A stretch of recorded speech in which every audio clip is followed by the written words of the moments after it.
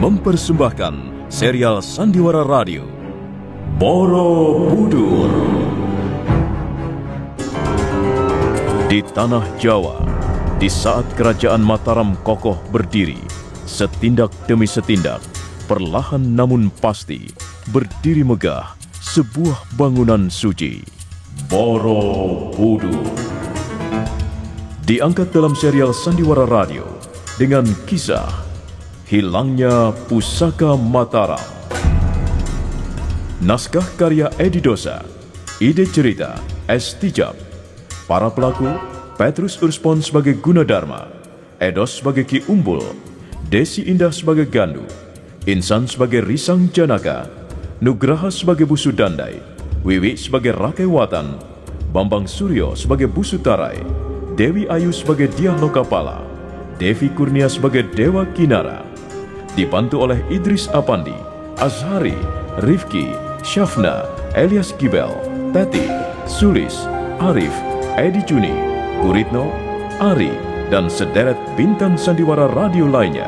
Pembawa cerita Asdi Suhastra, sutradara Edi Dosa.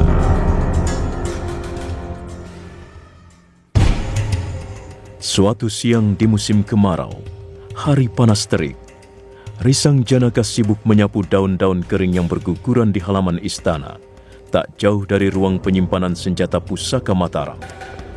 Dia mengumpulkan daun-daun itu, kemudian menempatkannya dalam sebuah keranjang bambu. Beberapa orang dayang-dayang mengintip dari balik dinding bangunan. Mereka mengawasi gerak-gerik pemuda tampan itu sambil bergurau tertahan. Dua orang dayang-dayang tersebut bernama Saji dan Rupini. Ayo cepat, katanya naksir. Jangan begitu Kamu saja kalau tidak tahan. Sana temui. Itu. Mumpung dia tidak begitu sibuk, bantu sekalian nyapu atau mengutin daun-daun kering. Kalian selalu ribut. Tapi ngomong-ngomong, memang tampan sekali ya. Duh, hidungnya bangir, matanya sendu. Tidak tahan aku. Dia pantas mendapat julukan Dewa Pemikat Sukma. Waduh, Dewa Pemikat Sukma. Sukma siapa saja yang terpikat ya? Tentu saja Sukma perempuan cantik. Jangan ribut terus. Lihat, ada pangeran muda Dewa Kinara. Hai, kamu pelayan baru di sini ya? Siapa Tuan? Bodoh. Aduh. Aku yang bertanya dan kamu menjawab. Apa salah hamba Tuan? Kamu tidak suka aku tampar? Hei pelayan, semua pelayan di sini, dayang-dayang, pembantu, abdi, tidak harus lebih dulu bersalah untuk mendapatkan tamparan dariku. Tahu? Iya, tahu Tuan. Pelayan goblok, tidak tahu sopan santun, tidak mengerti tata krama. Kamu tahu apa salahmu? Kamu harus membungkuk hormat di depanku, sekalipun sedang bekerja. Tahu? Iya Tuan. Iya, aku tahu Tuan. Hamba mengaku salah Tuan. Heh, kamu tidak ingin tahu siapa namaku? Tidak Tuan, tidak. Apa? Kurang ajar. Berani kamu menghinaku ya? Rasakan. Jangan Tuan. Berdebah. Pelayan baru berani sombong padaku ya? Apa yang kamu andalkan? Apa yang kamu bangga-banggakan? Oh, aku tahu. Wajahmu cukup tampan. Dan katanya kamu terkenal dengan sebutan Dewa Pemikat Sukma. Apa benar begitu? Sekalipun benar, kamu tidak boleh sombong di depanku. Tapi Tuan, hamba sama sekali tidak merasa sombong. Benar Tuan. Kamu tidak ingin tahu siapa aku? Tidak ingin tahu siapa namaku? Itu namanya sombong. Goblok. Pelayan goblok. Kamu membuatku tersinggung, terhina. Tahu tidak? kurang ajar. Tunduk, tundukkan mukamu. Tidak ada seorang pun di sini berani menentang wajahku. Tunduk kepalamu, kataku. Ya Tuan. Ya, begitu. Nah, sekarang rasakan tanganku. Hah! Ini sebagai upah atas kesombonganmu. Hiat! Ah! Hiat! Ah! Aduh Tuan, ampun Tuan, ampunilah hamba. Hamba sama sekali tidak bermaksud menyombongkan diri. Hamba benar-benar tidak tahu Tuan, sungguh. Hei, dengar. Kalau kamu ingin tahu siapa aku, dengar baik-baik. Baik Tuan. Namaku Dewa Kinara. Aku pangeran muda, putra si Maharaja Rakai Pikatan. Iya Tuan.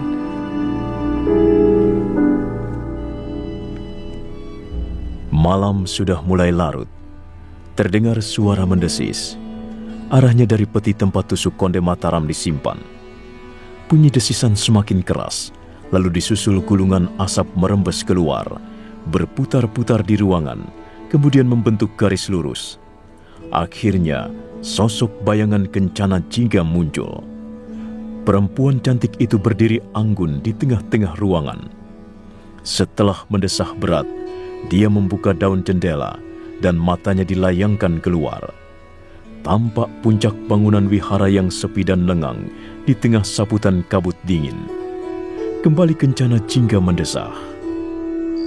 Oh, Tuan Gunadarma. Sungguh tampan laki-laki itu.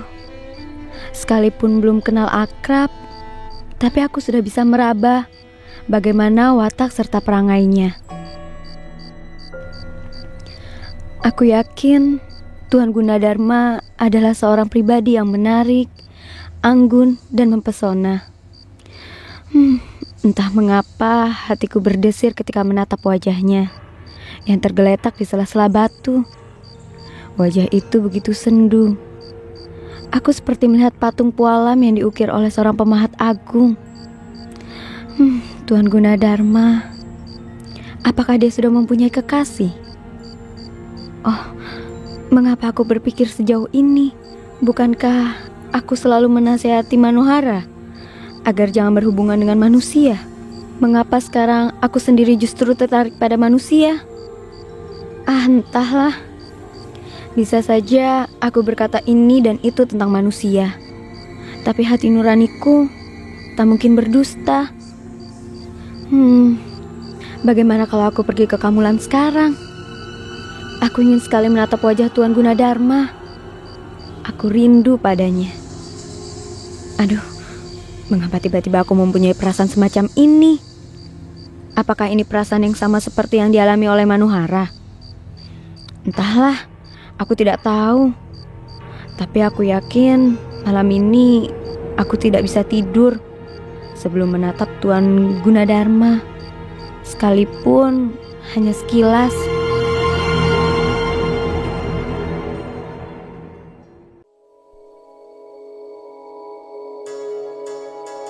Kencana Jingga kembali menutup daun jendela, kemudian menyelinap keluar. Tak lama terdengar lagi bunyi mendesis, arahnya dari peti tempat Cundrik Mataram disimpan. Setelah bunyi desisan lenyap, muncul asap putih. Dan setelah asap putih menghilang, muncul sosok tubuh Dewi Manohara. Perempuan cantik itu tersenyum sambil mengangguk-anggukkan kepalanya. Jadi begitu Kencana Jingga ya. Diam-diam menyelinap pergi. Dia pikir aku tidak tahu. Kita sama-sama perempuan. Aku tahu apa yang bergolak di hatimu, Kencana Jingga. Dan aku pun tahu kau pergi kemana malam ini. Dan aku tidak akan membiarkanmu berjalan lenggang mencari tenda Tuan Gunadarma. Sama seperti halnya yang kamu lakukan padaku. Maka aku pun akan membuntutimu. Oh, kaukah itu Manohara? Mau kemana kau malam-malam begini, Kencana Jingga? Bukankah lebih enak tidur di ruangan penyimpanan pusaka? Awas kau Manohara, jangan menggodaku. Kau pikir aku tidak tahu? Pasti kau ingin mengunjungi tenda Tuan Gunadarma yang tampan itu. Kau bicara apa, Manohara? Aku bicara tentang manusia. Manusia laki-laki. Jangan marah, Kencana Jingga. Aku tidak apa-apa kok. Aku justru senang kalau kau pun memiliki pengalaman yang sama denganku. Dan mudah-mudahan saja kau pun sudah berubah pikiran. Kau tidak membenci manusia lagi kan? Aku tidak senang dibuntuti. Lalu apa yang kau lakukan padaku selama ini, Kencana Jingga? Bukankah kau selalu memata-matai aku, mengikuti langkah-langkahku, membuntuti aku? Jangan curang, Kencana Jingga. Memang tidak enak dibuntuti orang. Kita sepertinya tidak mempunyai kebebasan. Dan ada sesuatu semacam ancaman di dalam hati. Kalau memang kau tidak senang dibuntuti, baiklah. Lain kali, kau pun jangan membuntuti aku. Jadi sama-sama. Sudahlah, Kencana Jingga. Tidak usah malu-malu. Justru sekarang kita bisa bersahabat dengan lebih baik, tanpa mengganggu urusan pribadi masing-masing. Kau jangan mengganggu kalau suatu malam aku ingin menemui putra mahkota. Dan aku pun tidak akan berani mengganggumu jika suatu malam pada saat bulan purnama terbit, tiba-tiba kau merasa rindu dan ingin menemui Tuan Gunadarma. Cih, perempuan tidak tahu malu. Apa, Kencana Jingga? Bukankah aku berkata apa adanya? Untuk apa kita malu? Tak ada perlunya, tak ada gunanya. Lebih baik jujur dan terus terang. Dengan begitu persahabatan kita akan menjadi lebih sehat. Oh ya, Kencana Jingga. Jadi rupanya kamu senang laki-laki semacam Tuan Gunadarma ya? Dia memang tampan, gagah dan tampan. Kumisnya tebal, matanya menyorot tajam seperti mata burung elang. Duh, rupanya seleramu laki-laki seperti itu ya, Kencana Jingga. Cih, kamu ini ngomong apa, Manohara? Menjijikan. Menjijikan tapi juga mengasihkan, bukan? Cukup, Manohara. Leluconmu sama sekali tidak lucu. Hei, Kencana Jingga, tunggu. Wah, rupanya perasaan rindumu sudah sangat kuat ya. Jangan takut. Aku tidak akan mengganggumu. Pergilah sana, temui Tuan Gunadarma. Nanti kita berbagi pengalaman.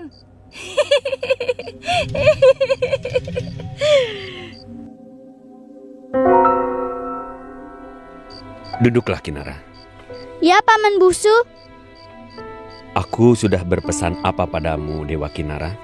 Kamu keturunan bangsawan, putra Sri Maharaja Rakai Pikatan, penguasa kerajaan Mataram.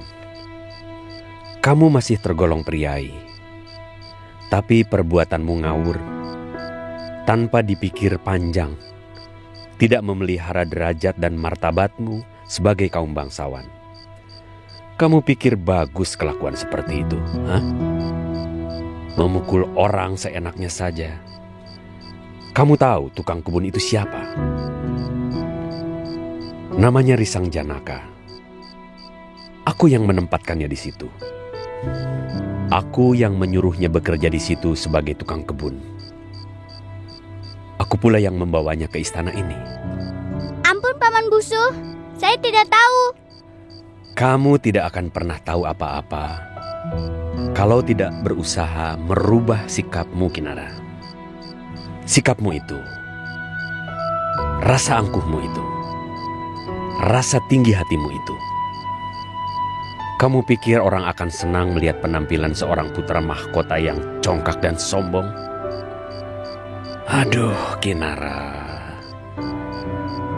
Kalau kamu tidak bisa mengubah watakmu, tidak bisa memperbaiki perilakumu, kamu bisa merusak seluruh rencana besarku. Ingat ini. Dan kamu tidak akan pernah menjadi Raja Mataram. Ya, Paman Busu. Saya akan berusaha mengingat-ingat seluruh nasihat Paman Busu. Saya tidak akan bertindak ngawur lagi. Maafkan saya, Paman Busu. Ya, mudah-mudahan kata-katamu bisa kupegang, Kinara. Sekarang kamu istirahat, tidur, jangan keluar ruangan bilik lagi.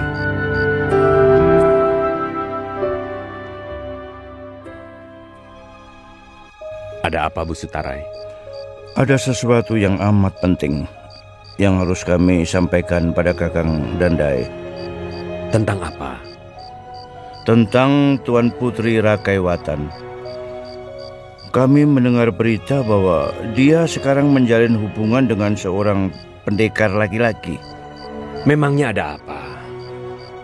Tidak boleh. Kalian tidak tahu Rakaiwatan itu siapa. Dia memang suka begitu. Kegemarannya laki-laki. Dan dia mempunyai penampilan yang cukup pantas untuk diminati laki-laki. Wajahnya juga cukup cantik. Sudah, biarkan saja dia. Kita tahu dia seringkali kesepian. Dan kita semua juga tahu bahwa Rakaiwatan senang bergaul dengan laki-laki. Aku kira tidak ada persoalan. Masalahnya bukan demikian, Kakang Dandai. Lalu ada masalah apa lagi, Bu Sumaya? Ya, masalahnya ialah karena pendekar laki-laki yang sekarang berhubungan dengan Rakaiwatan itu berasal dari Wangsa Sailendra. Wangsa Sailendra? Benar, Kakang Dandai. Dia bernama Gandawiwuha. Dan konon kabarnya pendekar laki-laki itu sekarang ini sudah tinggal di rumah Rakaiwatan, Kakang. Rakaiwatan memberinya tempat di wisma bagian belakang, dekat para dayang-dayang itu. Kalau begitu, memang ada masalah yang tidak boleh dianggap remeh. Makanya, Kakang Dandai, sekarang apa yang harus kita perbuat?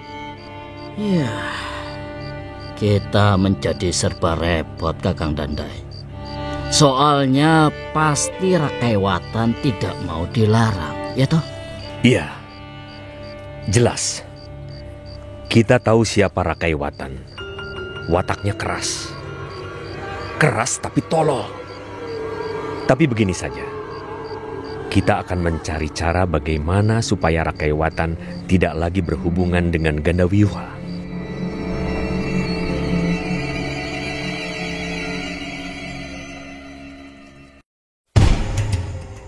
Nah, bagaimana kisah selanjutnya? Apa yang akan dilakukan 3 orang busuk itu untuk memisahkan Gandawiwuha dengan Rakaiwatan? Saudara pendengar, ikuti terus serial Sandiwara Radio ini, Borobudur, dalam episode Hilangnya Pusaka Mataram. Sampai jumpa.